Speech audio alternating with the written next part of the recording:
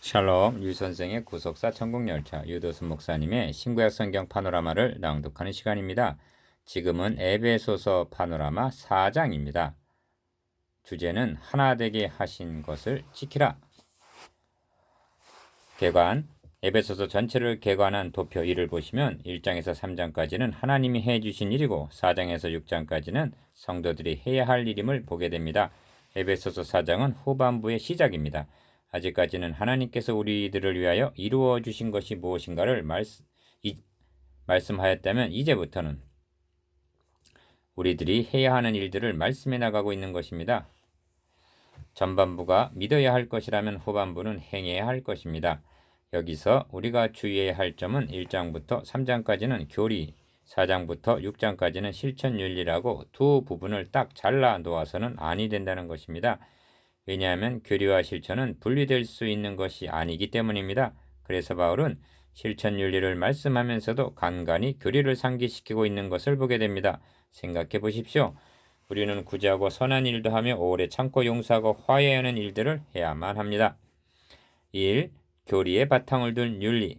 그런데 이렇게 하는 동기는 무엇입니까? 왜 그렇게 해야만 합니까? 그 동기와 이유를 뒷받침해 주는 것이 교리입니다. 그러하기 때문에 교리에 바탕을 두지 않은 윤리는 기독교적인 실천 윤리는 아닌 것입니다. 그것은 불교나 유교에서도 권장하는 바인 것입니다. 그러나 그리스도인의 행하는 목적은 그들과 전혀 달라야 하는 것입니다. 결과만 같으면 되는 것이 아닙니다. 이 점이 결핍되어 있는 시대에 우리는 살고 있습니다. 행하면서 왜 행하는지, 누구를 위하여, 무엇 때문에 어떻게 행해야 하는지가 분명치 못하거나 그 동기가 잘못되어 있을 수가 있습니다. 사도행전 4장 1절을 어떻게 시작하고 있습니까? 그러므로입니다. 이것은 분명히 앞에서 말씀한 바 교리 부분과 실천 부분을 연결해주고 있는 접속사인 것입니다. 사도는 4장 1절을 어떻게 시작하고 있습니까? 그러므로입니다. 이것은 분명히 앞에서 말씀한 바 교리 부분과 실천 부분을 연결해주고 있는 접속사인 것입니다. 그러므로가 분명해야만 그 다음이 올바를 수가 있는 것입니다. 언제나 시작이 중요합니다. 출발이 옳아야만 그 뒤가 바르게 됩니다. 로마서도 1장부터 11장까지가 교리 부분이고 12장 이하가 실천 윤리입니다. 12장은 그러므로 형제들아 내가 하나님의 모든 자비하심으로 너희를 권하노니 너희 몸을 하나님이 기뻐하시는 거룩한 산 제사로 드리라. 이는 너희 드릴 영적 예배니라로 시작됩니다. 이 한 절 속에 드리라는 단어가 2번 나옵니다. 실천 윤리의 대강령은 드리는 삶인 것입니다. 이 윤리는 헌신하는 삶, 교리를 통해서 하나님께서 우리를 위하여 이루어 놓으신 엄청난 것을 거저 받았으나 실천을 통해서는 헌신하는 삶을 살아가는 것, 이것이 행함의 근본이 되는 것입니다. 그런데 행하는 동기를 보면 내가 잘 되기 위해, 사업이 축복받기 위해 하고 여전히 그 중심이 자기에게 있다는 것입니다. 이렇게 된 것은 가르치는 선생들의 책임이 큽니다만 교인들이 그것을 좋아하니까 그것에 영합해 버린 결과입니다. 그러므로를 모르기 때문에 이렇게 빗나가는 것입니다. 앞으로 나아갈 것이 아니라 뒤로 돌아가서 그러므로를 다시 시작해야만 합니다. 우리는 변화산성에 올라간 베드로와 같지 아니한가 진단해 보아야만 합니다. 베드로와 요한과 야고보가 보는 앞에서 주님은 변형이 되셨습니다. 그들은 모세와 엘리야를 보았으며 하늘에서 들려온 음성을 들었습니다. 그들은 높은 산에만 올라간 것이 아니라 영광의 높은 곳에 올라가는 특권을 누렸습니다. 그런데 이에 대한 베드로의 반응은 어떠했습니까? 주여 우리가 여기 있는 것이 좋사오니 초막 셋을 쥐되 아시겠습니까? 그들은 저 아래서 신음하고 고통당하는 무리에게 내려가기를 원치를 않았습니다. 여기 있는 것이 좋사오니 우리도 그러하지 않습니까? 교리에만 머물러 있고 실천하는데 나가기를 꺼려하고 있지는 아니합니까? 예배당에 모여서 예배하는 데는 익숙했으나 파송받는 데는 등한히 하고 있지는 아니합니까? 교회는 모이는 교회와 파송받는 교회로 생각할 수가 있습니다. 모이는 교회를 통해 신령과 진정으로 예배를 드립니다. 그러나 그것이 전부는 아닙니다. 그들을 양육하고 훈련하여 주의 제자로 파송하기 위해 모이는 교회는 필요한 것입니다. 그들은 파송받은 현장에서 그의 몸으로 거룩한 산제사를 드리게 되는 것입니다. 이것이 교리를 행하라는 실천 윤리입니다. 3. 교회의 최우선적인 과제. 도표 19를 보십시오. 교회 구성원들인 성도들이 해야 할 일은 최우선적인 것이 하나 되게 하신 것을 힘써 지키는 일입니다. 하나가 되도록 힘쓰라는 말씀이 아님을 명심하십시오. 허물과 죄로 죽었던 우리들이 그리스도와 함께 살리심을 받았을 때 우리는 하나에서 났다는 것입니다. 성령님이 하나 되게 해 주셨다는 것입니다. 그런데 이를 파괴당하지 않도록 힘써 지키라는 것입니다. 이것이 4장 전체의 주제입니다. 전체 주제와 각 단원의 제목들을 연결시켜서 4장의 대의를 파악해 보겠습니다.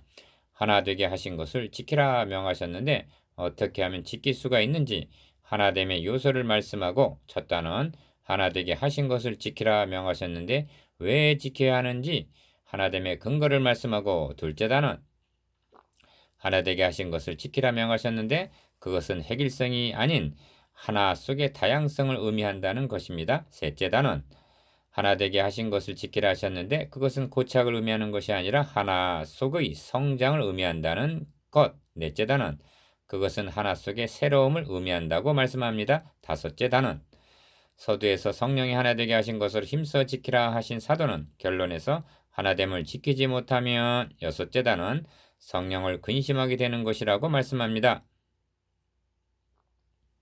성령을 근심하게 하는 것이라고 말씀합니다. 그러면서 다시 한번 하나됨의 요소를 인자, 불쌍히, 여김, 용서 등을 말씀함으로 끝맺고 있습니다. 이것이 4장 전체의 대지입니다. 이로보건대 교회 존립에 있어서 하나됨을 유지한다는 것이 얼마나 중요하며 중요한 만큼 어려운 일인가를 짐작하게 합니다. 이는 주님의 대제사장적 기도를 통해서도 나타납니다. 아버지의 이름으로 저희를 보존하사 우리와 같이 저희도 하나가 되게 하옵소서 하고 요한복음 17장 11절 애타게 간구하고 계십니다.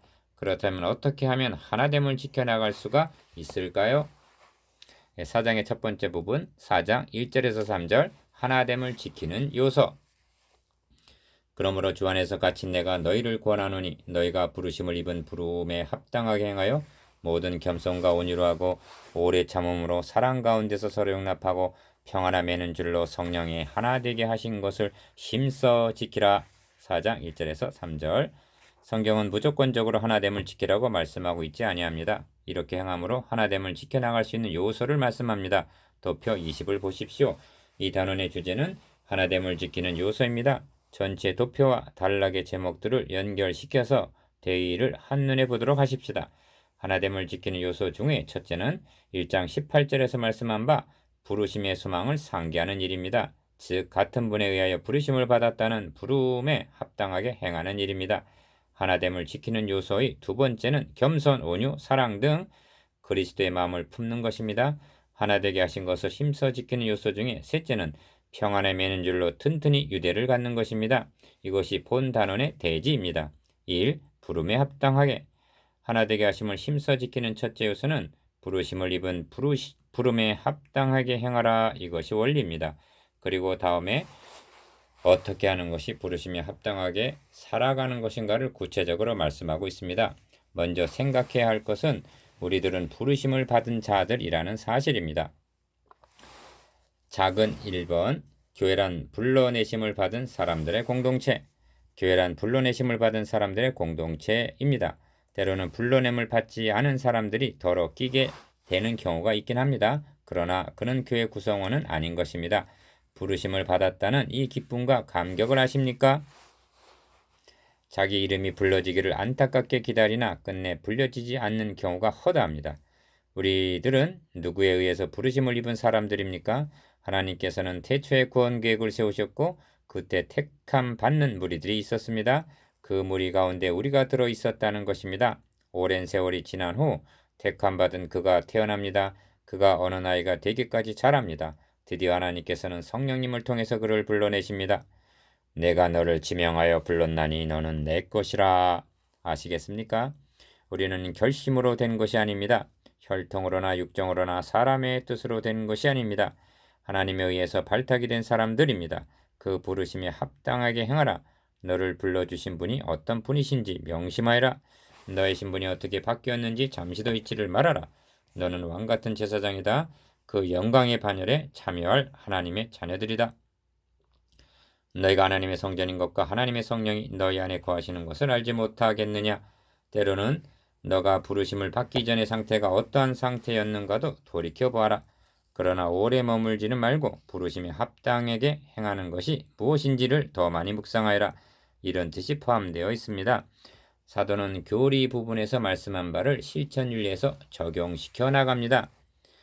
큰 일, 부름에 합당하게의 작은 이 교리를 삶에 적용시킵니다. 이미 1장 8절에서 너희 마음 눈을 밝히사 그의 부르심의 소망이 무엇인지 알게 주시옵소서 하고 기도한 바 있습니다. 교리를 통하여 이를 분명히 알았다면 이제는 부르심을 입은 부름에 합당하게 행하라 하심은 너무나 당연한 것입니다. 문제는 부르심의 소망이 무엇인지 모르고 있거나 그것을 놓치고 있기 때문에 하나됨을 지키지 못하고 손상시키는 일을 자행한다는 것입니다. 우리는 모두가 한 분 하나님에 의해서 부르심을 받은 성도들입니다. 이것이 하나됨을 지키는 첫째 요소입니다.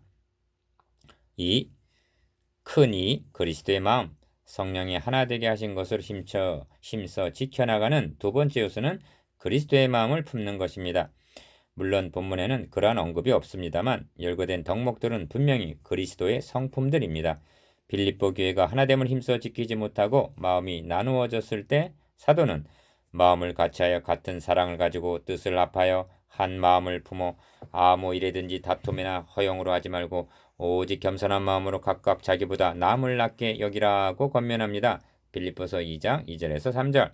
그러면서 이를 한마디로 너희 안에 이 마음을 품으라 곧 그리스도 예수의 마음이니 하고 말씀하는 것을 봅니다. 큰 이의 작은 일, 너희는 이 마음을 품으라. 그렇습니다. 교회는 그리스도의 몸이기 때문에 하나됨을 지키는 비결은 머리 되시는 그리스도의 마음을 품는 일입니다. 사도는 그 덕목으로 5가지를 꼽고 있습니다. 겸손과 온유, 오래 참음과 사랑, 그리고 서로 용납을 들고 있습니다. 겸손과 온유는 우리 안에 품어야 할 마음의 요소들입니다.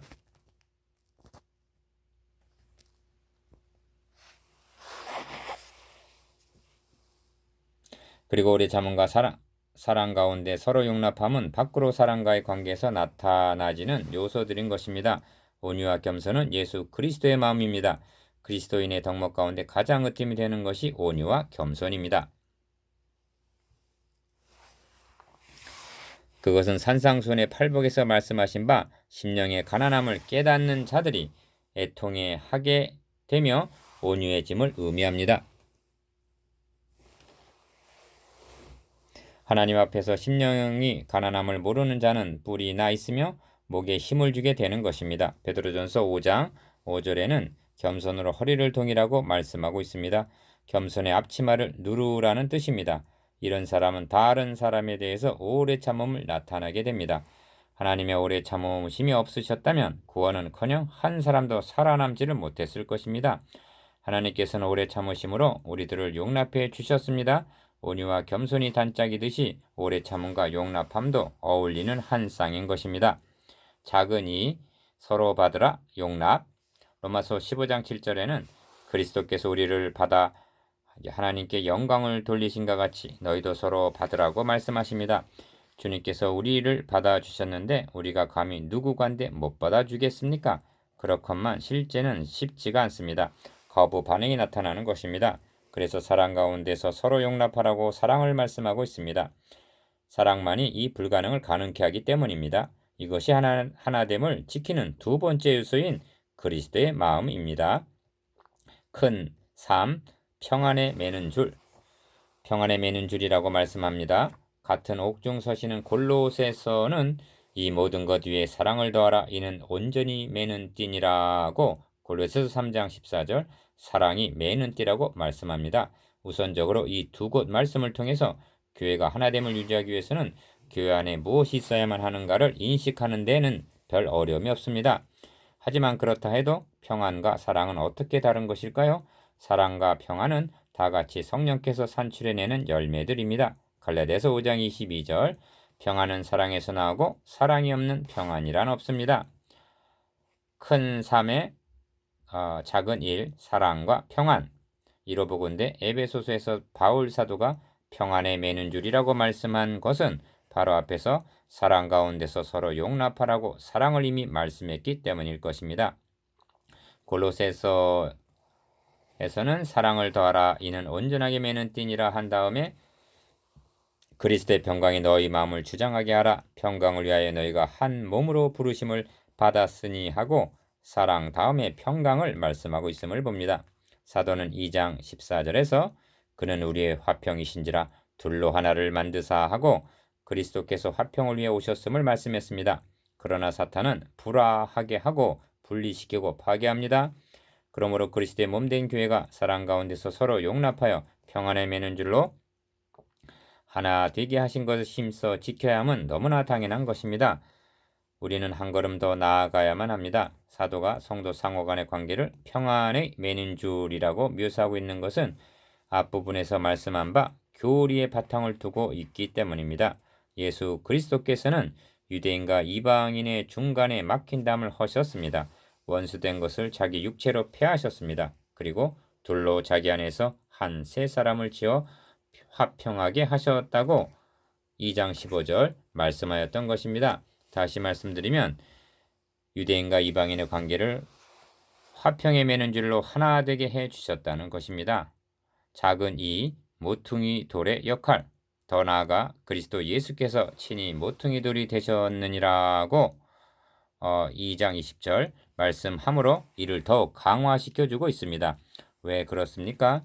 주님께서는 이쪽 벽과 저쪽 벽을 연결시켜주는 모퉁이 돌이 되신과 같이 한쪽 손으로는 유대인을 붙잡으시고 또 다른 손으로는 이방인을 잡으시사 주께서 친히 화평이 매는 줄이 되어주셨다는 말씀입니다. 이것이 교회의 하나됨을 지키는 세 번째 요소입니다. 자, 서로 손을 잡읍시다.